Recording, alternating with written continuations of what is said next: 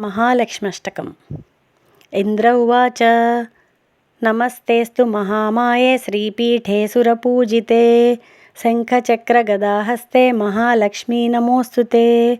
नमस्ते गरुडारूढे डोलासुरभयङ्करी सर्वपापहरे देवी महालक्ष्मी नमोऽस्तु ते।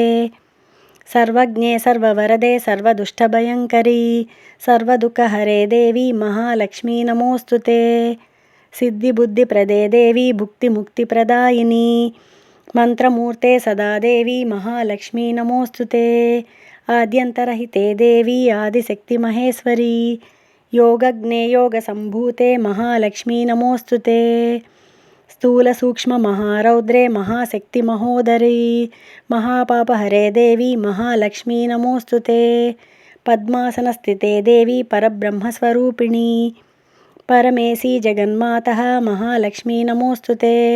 श्वेताम्बरधरे देवी नानालङ्कारभूषिते जगस्थिते जगन्मातः महालक्ष्मी नमोऽस्तु ते।